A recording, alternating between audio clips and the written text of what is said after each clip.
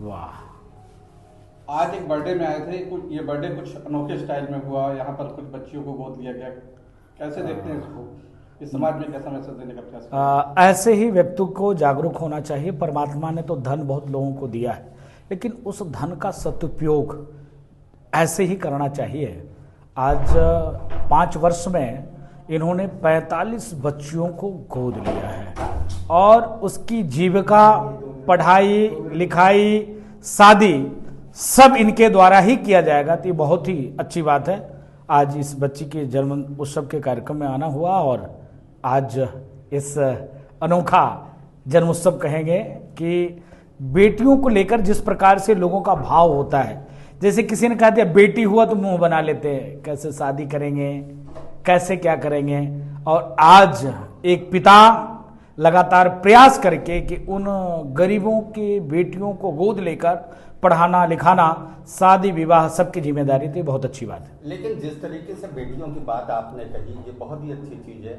यही इकलौता देश है जहां नारियों की पूजा होती है।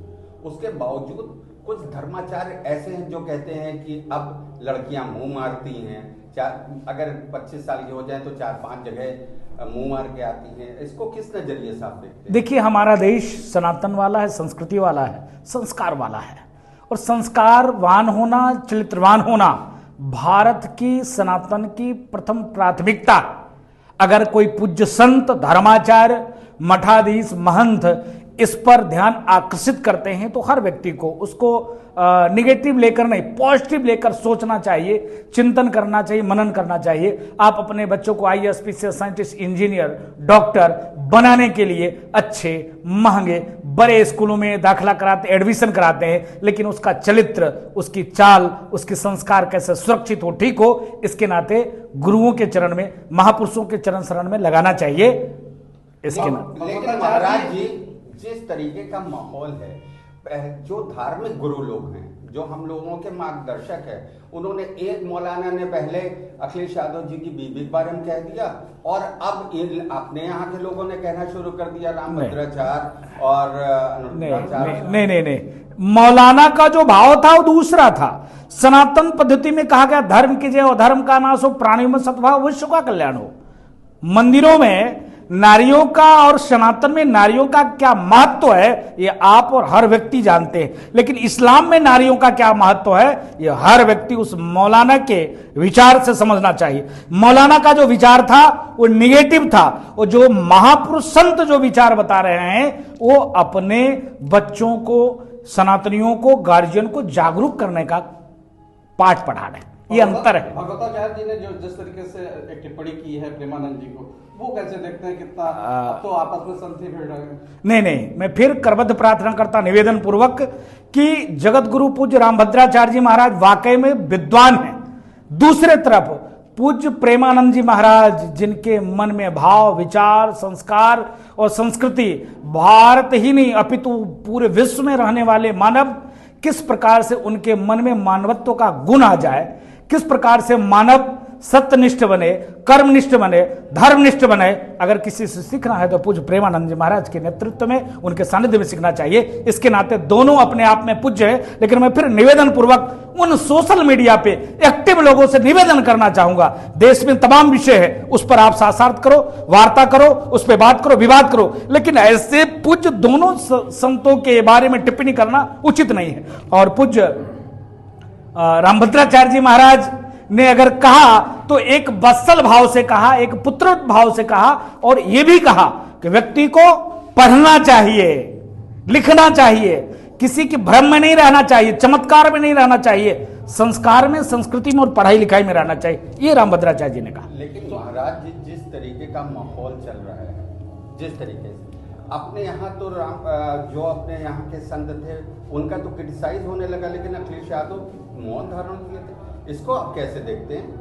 नहीं, देखिए, दुर्भाग्य है कि माननीय विपक्ष के नेता, पूर्व मुख्यमंत्री माननीय अखिलेश यादव जी को सनातन पे जिस प्रकार से उनके लोग, उनकी विचार के मानने वाले लोग टिप्पणी करते हैं, दुर्भाग्यपूर्ण है। वो कई बिंदुओं पे, कई मानकों पे खड़े नहीं उतरते हैं। एक तरफ तो वो कहते हैं गंगा जमुनी तहजीब, एक तरफ वो कहते हैं हिंदू मुस्लिम एकता, भाईचारा, समन्वय, लेकिन जब बात आ जाती है उनकी संस्कृति की, संस्कार की, हिंदू की, हिंदुत्व की, तब उनका आईना अलग हो जाता है, उनकी पैमाना अलग हो जाता है, वो दूसरे निगाह से देखने लगते हैं। अभी आपने देखा होगा कि एक पूज्य कथावाचक से उन्होंने कहा आपका रास्ता अलग, मेरा रास्ता अलग।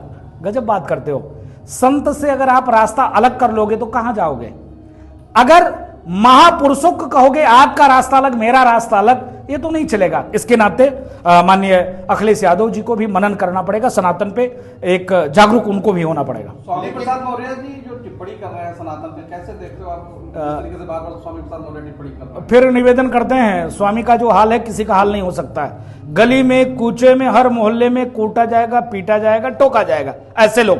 फिर मैं निवेदन करता हूं, सनातन की जो पहचान है भारत से, संस्कृति की जो पहचान है भारत से, सनातन का यह विकास है कि पूरे विश्व को अपना परिवार मानता है। और कोई मत मतांतर पथ अपना पूरे दुनिया में किसी मत मतांतर को परिवार नहीं मानता है, धर्म नहीं मानता है। सनातन सिखाता धर्म की जय हो, अधर्म का नाश हो, प्राणियों में सद्भाव हो। इसके नाते स्वामी ही नहीं, स्वामी के जैसे तमाम ऐसे लोग हैं जो सनातन पर टिप्पणी करते हैं। मैं हिंदुओं को आगाह करना चाहूंगा, सनातनियों से निवेदन करना चाहूंगा कि ऐसे लोगों को मुंहतोड़ जवाब देना चाहिए। वाकई में हम किसी के ऊपर उंगली नहीं उठाते, चींटी तक को नहीं मारते, लेकिन हमारे देवता, हमारे महापुरुष के पास में क्या तुरंत जल उठाते हैं, श्राप दे देते हैं। महात्मा के पास चिमटा है, हमारे देवी देवताओं का अस्त्र शस्त्र है, तब फिर हम क्यों नहीं जागरूक होकर इनको मुंहतोड़ जवाब देना चाहिए? महाराज जी, जिस तरीके से हमारे यहाँ हनुमान चालीसा में लिखा है कांधे मूज जनेऊ साजे, तो अपने भारत में दत्तात्रेय ब्राह्मण सूट के ऊपर जनेऊ पहने थे, अभी तक दर्शन करने नहीं आए। आपको क्या लग रहा है कि अभी मैं एक वो देख रहा था कालम जब वो आया कि ब्राह्मण, अभी तक वो सनातनियों को, ब्राह्मणों को गाली देते थे। उनके कालम में लिखा है कि राहुल गांधी एज ए ब्राह्मण। कहने का मतलब एक तरफ तो कहते हो कि दत्तात्रेय गोत्र के हम हैं, एक तरफ तो आप ब्राह्मण कहते हो, लेकिन जो संस्कार है, जो विचार है, वो शुद्ध रूप से, अभी तत्काल की बिहार की घटना है, बिहार में पप्पू यादव नारा लगा रहे थे, आपने सुना होगा, 3 नारा लगाए। क्या वो जिस विरादर से हैं, कभी भगवान श्री कृष्ण की जय कहा? अरे ये देश ऋषि मुनियों का देश है, ये देश साधु संतों का है, ये देश सनातनियों का है। सनातन को इनकार करके आप किसको क्या बताना चाहते हो? इसके नाते राहुल गांधी देखिए, अभी अयोध्या राम मंदिर कभी नहीं आ पाए। राहुल गांधी देखिए कि त्रिपुंड लगा लेते हैं, भगवा पहन लेते हैं, लेकिन जब सनातन की बात आता है तो हिंदू को हिंसक बता देते हैं। जब सनातन की बात आ जाता है तब सनातनियों को तोड़ने का प्रयास करते हैं। मेरा कहना यह है कि आज चाहे वो सीरिया हो, ईरान हो, इराक हो, लेबनान हो, आज से पहले सनातनी वहां थे, आज नहीं है।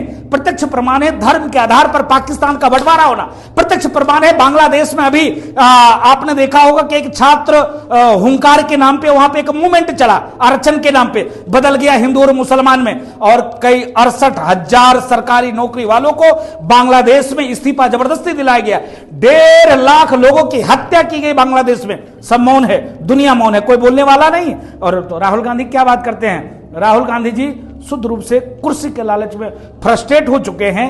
क्या सोचना चाहिए, क्या बोलना चाहिए, उनको कोई प्रभाव, कोई फर्क नहीं पड़ता है। विश्व पटल पे जिस प्रकार से भारत की बदनामी करने का प्रयास करते हैं, मोदी जी को आप बुरा भला कहो चलेगा, लेकिन आप मां भारती के बारे में बोलोगे